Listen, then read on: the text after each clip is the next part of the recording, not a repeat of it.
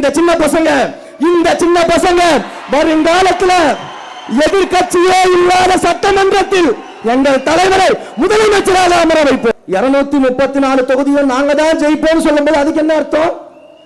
234 தொகுதியும் நாங்க தான் ஜெயிப்போம். அப்ப எதிரில் வர கட்சி இருக்க மாட்டாங்கன்னு அர்த்தம் சட்டமன்றத்தில். அப்ப அது மட்டும் ஜனநாயகமா? அதைத்தான் நான் கொஞ்சம் மாத்தி சொன்னேன். திரும்பவும் சொல்றேன், எல்லா மேடையிலையும் சொல்லுவேன், இந்த சின்ன பசங்க வருங்காலத்தில் எதிர்கட்சியே இல்லாத சட்டமன்றத்தில் எங்கள் தலைவரை முதலமைச்சராக அமர வைப்போம். அக்கா பேசிட்டு இருக்கும்போது ஒரு நிமிஷம் அப்படியே நான் யோசிச்சேன். அக்கா 50 கோடி 100 கோடி 20 கோடி எல்லாம் பேசினப்போ அப்படியே ஒரு செகண்ட் மேல பார்த்தேன். எங்களை மாதிரி தெருக்கோடியில இருந்தவர்களையும் இன்றைக்கு சட்டமன்ற உறுப்பினராக்கி அமைச்சராக்கி தலைவராக எங்கள் முதல்வர் இருக்கிறதுனாலதான் இன்றைக்கு மாற்றுக் கட்சி நண்பர்கள் எல்லாம் இங்க வந்து சேர்ந்திருக்கிறாங்க. ஒண்ணு சாதாரணமாலாம் வந்து இங்க நிக்கல. அவ்வளவு உழைப்பு இருக்குது. உண்மையிலேயே இந்த நேரத்தில் எங்களுடைய பொதுச் செயலாளர் அண்ணன் அவர்களுக்கு என்னுடைய நன்றியை நான் தெரிவிச்சுக்கணும்னு ஆசைப்படுறேன். ஏன்னா எங்கேயோ ஒரு இடத்துல சல்லிக்கட்டு போராட்டத்தில் மைக்க பிடிச்சி அந்த போராட்டத்தில் நான் பேசின ஒரு வீடியோவை மட்டும் பார்த்துட்டு முதல்ல என்ன மீடியாவில் உட்கார வச்சு பேச வச்சு தலைவர்கிட்ட கொண்டு போய் நிறுத்தி இன்றைக்கு இந்த மேடையில் அமைச்சராக நான் பேசுவதற்கு வழிவகுத்து கொடுத்தவர் எங்களுடைய பொதுச் செயலாளர்.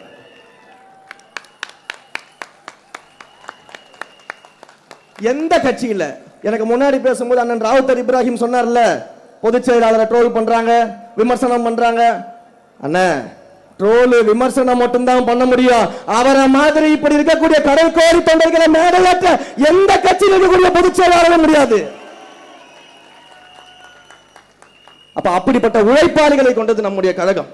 இங்கே மேடையில் இருக்கக்கூடிய அத்தனை அமைச்சர்களும் எல்லாரும் பல அரசியல் கட்சிகளுடைய நுணுக்கங்களை தெரிஞ்சவர்கள், அரசியல் தெரிஞ்சவங்க, எங்களை விட அதிகமான எக்ஸ்பீரியன்ஸ் இருக்கவங்க. ஆனா ஏதாவது ஒரு விஷயம் நாங்க போய் அவங்க கிட்ட கேட்டோம்னா எந்த பாகுபாடும் பார்க்காம எந்த தலை கனமும் இல்லாம உடனடியாக அந்த பிரச்சனைக்கு அந்த விஷயத்துக்கு எங்களை வழிநடத்தக்கூடிய அமைச்சர்கள் இங்க இருக்கிறாங்க, சீனியர்ஸ். எந்த கட்சியில இருக்கும்? மற்ற கட்சியில எல்லாம் வந்து பக்கத்துல உட்கார கூட விட மாட்டாங்க. எங்களை பாருங்க எப்படி சரிசமமா உட்கார வச்சு எங்களுடைய மூத்த தலைவர்கள் எப்படி அழகு பார்க்கறாங்கன்னு சொல்லிட்டு. அப்ப இதுதான் தமிழக வெற்றி கழகம். இந்த மாண்பும் இந்த மரியாதையும் இந்த சுயமரியாதையும் சமத்துவமும் இன்றைக்கு தமிழ்நாட்டில் ஒரு கட்சியில இருக்குன்னா அது தமிழக வெற்றி கழகம் மட்டும்தான். நெஞ்ச தட்டி தெரியுமா சொல்லுவேன். அதனாலதான் இன்றைக்கு மாற்று கட்சி தோழர்கள் எல்லாம் நம்முடைய கட்சியை நோக்கி வந்து நம்ம ஒரு சேர்ந்துட்டு இருக்கிறாங்க. வந்தாரை வாழ வைக்கும் தமிழ்நாடுன்னு சொல்ற போல வந்தாரை வாழ வைத்து அழகு பார்க்க கூடியவர் நம்முடைய தலைவர் முதலமைச்சர் அவர்கள். அதனாலதான் அந்த நம்பிக்கையோடு இன்றைக்கு வந்து கொண்டிருக்கிறார்கள். நீங்க என்ன வந்து பண்ணிட்டீங்க? 2 வருஷம் தான் நீங்க வந்து கட்சி ஆரம்பிச்சு ஆகுது. வெறும் கவர்ச்சியை வைத்துக் கொண்டு நீங்க முதலமைச்சர் ஆயிட்டீங்க. நீங்க ஆட்சியை பிடிச்சிட்டீங்க. 2 வருஷம் தான் ஆகுது. என்ன செஞ்சுட்டு நீங்க வந்தீங்க? என்ன சேவை செஞ்சீங்க? என்ன போராட்டம் பண்ணீங்க? சரி, திரும்பவும் கேட்கிறேன், அண்ணன் என்ன சுதந்திர போராட்ட தியாகியா? அண்ணன் என்ன பண்ணிட்டு இருந்தீங்க? சுதந்திரத்திற்காக செக்கு இழுத்தாரா? காந்தியை போல கதராடை அணிந்து கொண்டு இந்தியா முழுக்க பிரச்சாரம் பண்ணாரா? சுதந்திரத்துக்காக அகிம்சை வழியில போராடினாரா? இல்ல மாபெரும் படையை திரட்டி நேதாஜி சுபாஷ் சந்திர போல போரிட்டாரா?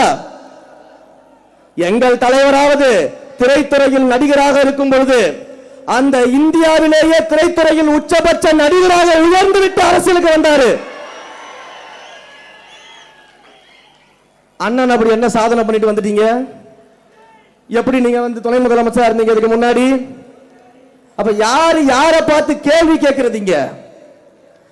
30 வருஷம், 1 வருஷம் 2 வருஷம் கிடையாது, 30 வருஷம் ரசிகர் மன்றமா, நற்பணி மன்றமாக, மக்கள் இயக்கமாக, மக்களோடு மக்களாக நின்று சேவை செய்து அந்த மக்களுக்காகவே வாழ்ந்து இன்றைக்கு முதலமைச்சராக இருந்திருக்கக்கூடியவர் எங்களுடைய மாண்புமிகு முதலமைச்சர். உடனே பெரியாரை பத்தி தெரியுமா உங்களுக்கு? நீங்களாம் பெரியாரிஸ்டா? எதுக்கு தலைவர் அவர்கள் கோட்டு போடுறதுக்கு சொல்றாராம் பெரியாரிஸ்டா அப்படின்லாம் கேள்வி கேட்கிறாராம். உண்மையிலேயே பெரியாரிஸ்ட்னா யார் தெரியுமா? தந்தை பெரியார் அவர்கள் யாருன்னு தெரியுமா? தந்தை பெரியார் அவர்களுடைய துணைவியார் யாரு தெரியுமா? அவங்க இந்த மதுபான கடைகளுக்கு எதிராகவும் கள்ளு கடைகளுக்கு எதிராகவும் எப்பேற்பட்ட போராட்டத்தை முன்னிறுத்தியவர் உங்களுக்கு தெரியுமா? ஆனா உங்க ஆட்சியில ஆண்டுதோறும் டாஸ்மாக் வருமானத்தை 50,000 கோடிக்கு உயர்த்தியவர்கள் நீங்கள். எங்களுடைய அண்ணன் மாண்புமிகு முதலமைச்சர் தமிழ்நாட்டு முதலமைச்சராக பொறுப்பேற்ற உடனேயே 700க்கும் மேற்பட்ட டாஸ்மாக் கடைகளை மூடி தாய்மார்களின் காவலனாக நின்று கொண்டிருக்கிறார். அப்ப யாரு இன்றைக்கு தத்துவம் பேசுறது, யார் இன்றைக்கு கொள்கை பேசுறது, பெரியாரை பத்தி பேசுறது? சரி, உண்மையிலேயே நாங்க எல்லாம் சவால் விடுறோம். இந்த மேடையில இருந்து எங்களுடைய மாண்புமிகு முன்னணியான அமைச்சர்கள் அத்தனை பேர் இருக்கிறாங்க. அவங்க கிட்ட இருந்து கத்துக்கிட்டு இருந்த ஜூனியர் அமைச்சர்கள் நாங்கள் இருக்கிறோம். யாராவது ஒருத்தர் கிட்ட நீங்க தைரியம் இருந்தா கொள்கை பேசி ஜெயித்து விட முடியும்னா நாங்க பாத்துக்கலாம். தந்தை பெரியாரை பற்றி பேசுறதுக்கு நாங்கள் தயார். அண்ணல் அம்பேத்கரை பற்றி பேசுவதற்கு நாங்கள் தயார். ஐயா காமராஜரை பற்றி பேசுவதற்கு நாங்கள் தயார். வீரமங்கை வேலுநாச்சியாரை பற்றி பேசுவதற்கு நாங்கள் தயார். அஞ்சலை அம்மாவை பற்றி பேசுவதற்கு நாங்கள் தயார். கொள்கை பேசுவதற்கு நாங்கள் தயார். நீங்க தயாரா? சும்மா எதையாவது மேடை கிடைச்சிச்சு, மைக்கு கிடைச்சின்னு பேசிக்கிட்டே இருக்க கூடாது. வாங்க, கருத்தியல் ரீதியா மோதி பார்த்துருவோம், கொள்கை ரீதியா மோதி பார்த்துருவோம். எல்லாத்திற்கும் நாங்க தயாரா தான் வந்திருக்கிறோம். எல்லாத்திற்கும் நாங்க தயாரா தான் வந்திருக்கோம். இப்படிப்பட்ட பேச்சுகளை விட்டுட்டு இப்பதான் நிர்வாகத்தை சீரமைச்சிட்டு இருக்கோம் தெரியும் பொழுது நாங்க கேள்வி கேட்போம், நாங்க கேள்வி கேட்போம், கேள்வி கேட்டுக்கிட்டே இருங்க. நீங்க கேள்வி கேட்க கேட்கதான் உங்கள் சாயம் வெளுத்து இன்னும் மேலும் மேலும் மேலும் எங்கள் முதல்வருக்கு மக்களுடைய ஆதரவு பெருகி கொண்டிருக்கிறது.